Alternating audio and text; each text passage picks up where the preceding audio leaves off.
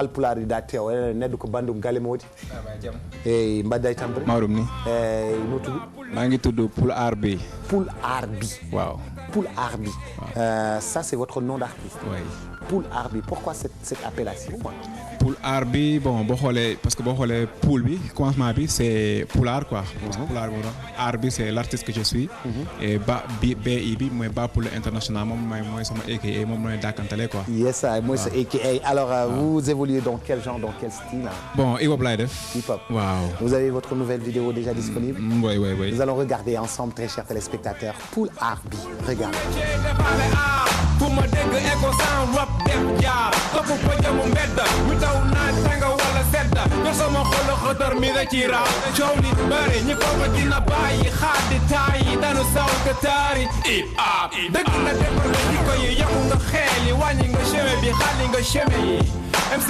kii seeta jente xamante lovante bëggante joxante jër waaye not daf changé ko dem leen de kër dëgg la gis ma musique pour le mën a tee rap jona sa rap yi jamono tee nga gasee ba jàpp seede rap jona sa rap. Retour sur le plateau de Week-end Stars Pulaar bi alors vous parlez de quoi à travers cette vidéo bon vidéo bi maa ngi ci expliquer mouvement hip hop bi ak aussi sama bi tudd rap jolof maa ngi ciy delloo njukkal aussi musique rap jolof quoi bu mu commencé ba ak fu mu yem fii tey pare quoi. Quand je dis Pulaar bi je m'attendais à entendre le tout en pulaar waaye loolu am na saa yoo xamante ne typiquement pulaar la quoi mi ngi sama album lay bokk comme aussi mun naa ni lu ci ëpp ci public bi ay wolof ñoo koy déglu ak yooyu mais sama album dana am yoo xamante ni ay pulaar la mais sama bi dama ko def juste pour mën a dëggal sama présence ci milieu hip hop bi quoi. Vous habitez? J'habite à Saint-Louis. À Saint-Louis. Oui. Alors Pulaar bi aujourd'hui gars yi def hip hop yëpp ils sont obligés de venir à Dakar les infrastructures ne répondent pas tout à fait à Saint-Louis vous venez à Dakar en fait le temps de résider quelque part pour faire votre spectacle le temps de résider quelque part pour faire votre émission de radio ou votre émission de télé difficile. Oui c'est difficile parce que bon boo ñëwee comme ni nga wax t'es obligé nga loger quelque part hôtel wala auberge ngay fay aussi enregistrement yi du gaaw parce que mu nga ko def 2-3 jours muy enregistré aussi loolu da ngay dépendre encore c'est vrai que li nga wax encore maa ngi fii la capitale dafa xaw a occupé trop moo tax ñuy ñaan aussi xam nga ministre de la culture mën a def décentralisation pour yenn studio yi mën ko def ci région yi pour mën a am espace quoi pour entre capitale ak région quoi. télévision yi di déplacé wu. waaw di ñëw quoi comme waa TFM d'ailleurs ni ñëwee toujours parfois seen dañuy ñëw. Yes. Alors aujourd'hui qu'est-ce que vous attendez exactement de vos compères hip-hopeurs gars yi def hip-hop bi lan ngay xaar ci ñoom.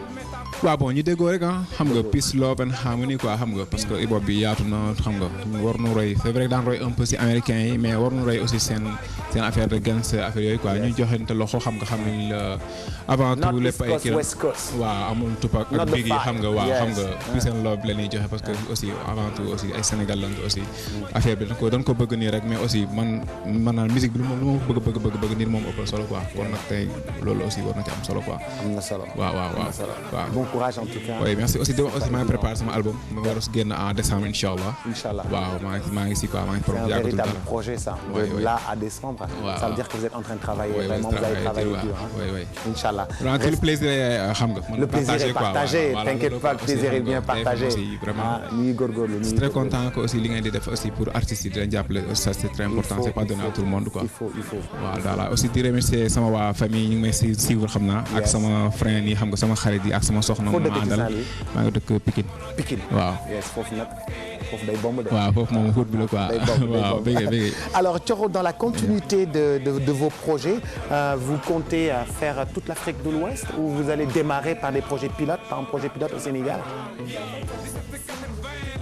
à long terme. Donc parmi les objectifs à court terme, on peut citer par exemple un point important qui est l'enregistrement des enfants, parce qu'on sait que tous les enfants de la rue rare sont ceux qui sont enregistrés et on voudrait les enregistrer et qu'ils soient reconnus comme des citoyens sénégalais. Aussi on compte aussi mettre en place un programme qui consiste à placer des enfants dans des ateliers pour qu'ils apprennent des métiers, un métier une fois par semaine minimum pour préparer leur avenir parce qu'on sait aussi que beaucoup des enfants de la rue deviennent ils n'ont pas en suivi après leur formation, voilà, après l'école coranique. Et en fait, ça va leur permettre de préparer leur avenir. Donc, avoir une formation en métier, que ce soit menuiserie, peintre, art, voilà. Et aussi des cours de français pour qu'ils aient des bases, pour qu'ils sachent lire, écrire et aussi pouvoir avoir des opportunités plus tard de choisir entre le métier ou les études. Qu'est-ce qui a été déterminant pour votre élection de Miss West Africa Belgium? C'était quoi? C'était la beauté, c'était les études, c'était quoi?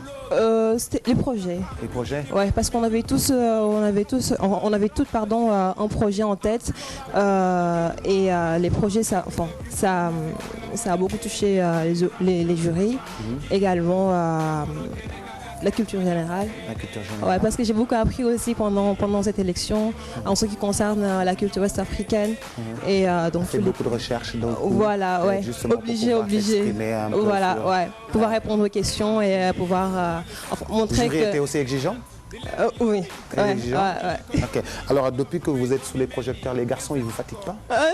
Non. Allez, vas-y, raconte. Allez, Thioro, vas-y, raconte. Non, vas-y, raconte. On est entre nous, il n'y a personne là. On est entre nous, vas-y, raconte. Vas-y, raconte. Non, ça va. Ils ne vous fatiguent pas? Non, du tout. C'est sûr? C'est sûr. C'est sûr? Sûr. Donne-moi maman là.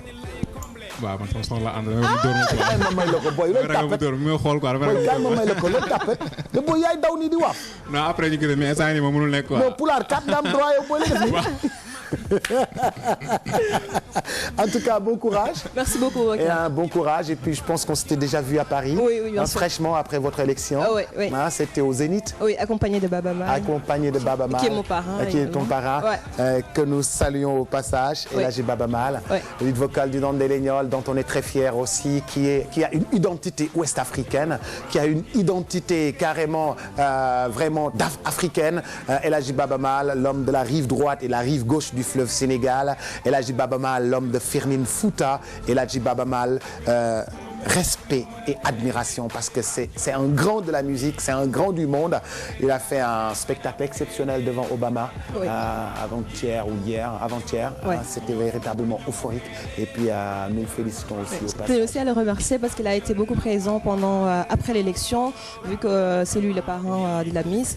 Et aussi, il m'a beaucoup soutenu pour mon projet également. Ça rejoint son projet qui est la lutte contre la pauvreté.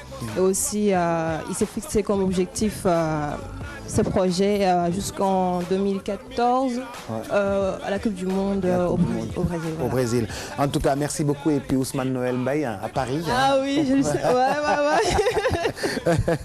Ousmane Noël, très dynamique à Paris, là, dans la culture, et puis en compagnie d'Elhaji Baba Mal, conseil de presse. Bon courage et puis bienvenue à Dakar et bonnes vacances. Merci beaucoup. Avec l'approche du Ramadan, c'est un peu difficile, mais bon, on va faire avec. Il faut gêner, hein? Ouais, bien sûr.